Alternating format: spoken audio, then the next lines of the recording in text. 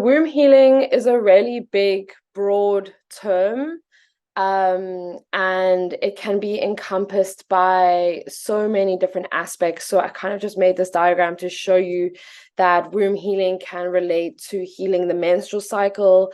And there we look at healing shame, healing trauma, healing physical symptoms, balancing hormones, incorporating cyclical living, and also healing the witch wound, which is a reclamation of our spiritual gifts, which stem from our womb space.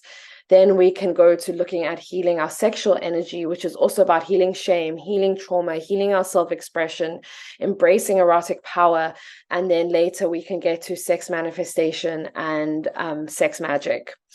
And then in the middle, we have this feminine energy. And this is also a very broad term for the womb being this, I like to call it the powerhouse of the feminine body. So if the mitochondria is the powerhouse of the cell, the womb is like the powerhouse of the feminine body. And so if we are disconnected from our womb space because of trauma, because of contraception, because of maybe we're dealing with endometriosis, maybe we're dealing with PCOS, like all of these physical symptoms that we may be dealing with, they're all stuck in the womb. And if we are disassociating from whatever symptoms we may be going through, it's going to create this mind-body disconnect. And so through my own practice, I've really seen that majority of womb issues and womb illnesses are a psychosomatic disconnect because of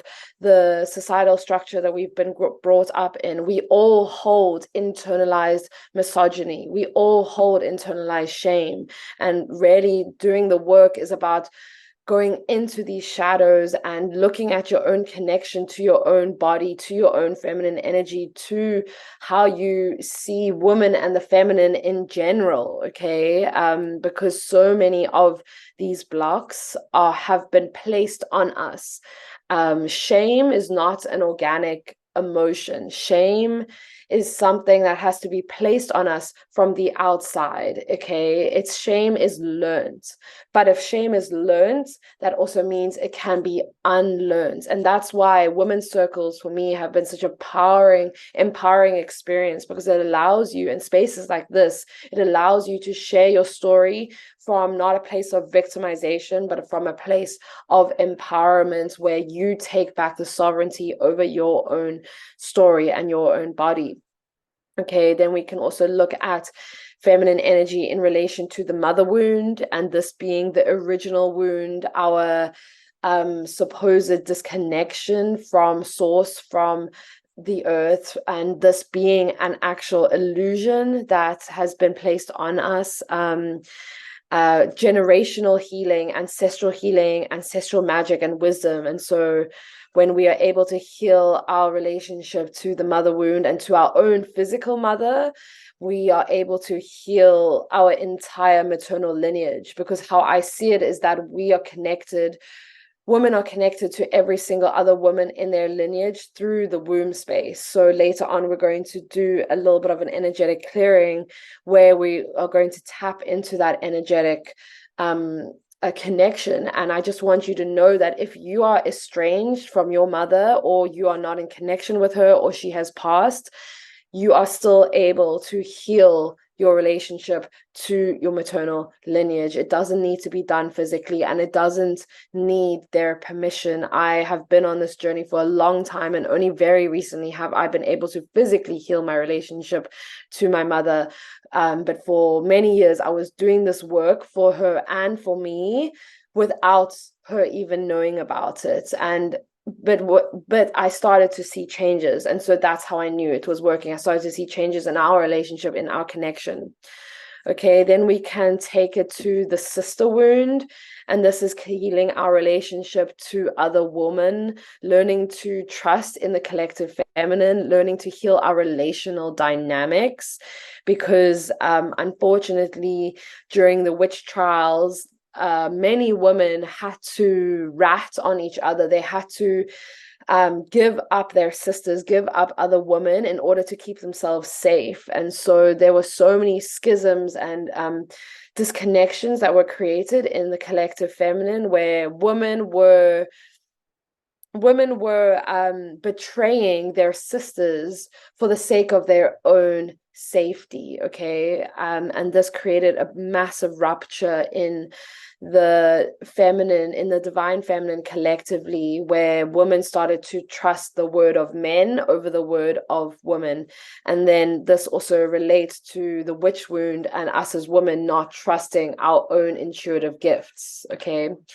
And then we can look at how womb healing heals our own personal connection to our own divine feminine energy. And this is such a long list, but I just wanted to mention some things here about cultivating self-love, cultivating self-intimacy, learning to feel and release your emotions fully. Okay, we live in a society where emotional expression is suppressed and shamed. And like I said in my story, when you cry, you are shamed for it. And so because the womb is connected to the sacral chakra is our space of feeling. It's the sacred waters, the sweat, the tears, the blood. It all swirls and moves and flows within our sacral chakra and within our womb space. And so if we are suppressing emotions, it's also going to block and create stagnation in this area.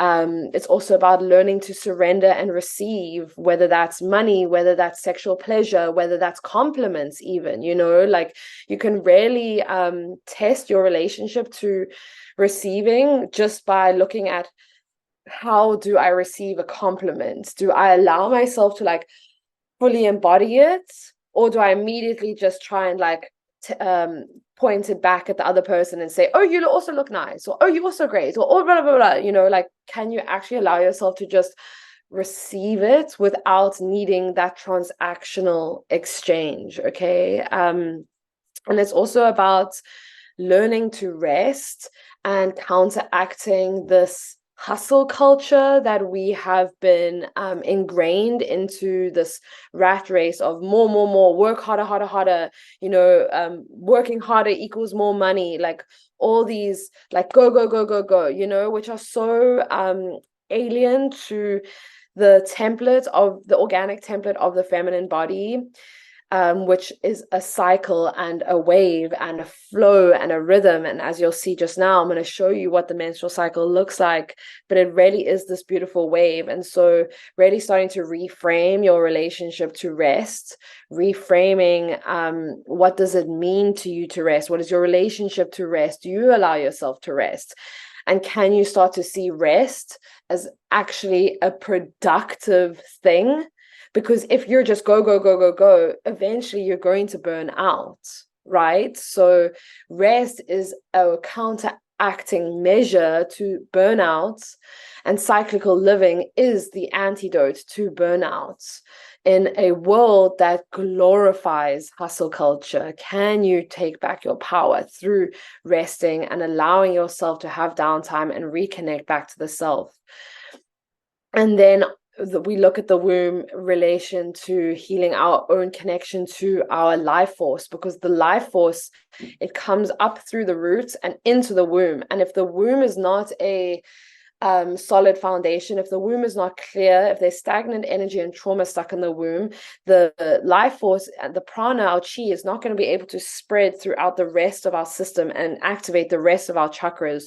So really clearing the womb space is allowing for so much more energy and life force to be generated throughout your body. It's also healing the relationship to our sensuality and feeling good for the sake of feeling good, feeling pleasure for the sake of ourselves, feeling our own pleasure, our own divine birthright to pleasure, not pleasure that is transactional, not pleasure that comes because we've worked hard for it. No, your pleasure is yours, whether you think you have earned it or not. Your pleasure is your power. And all of this relating to our womb power.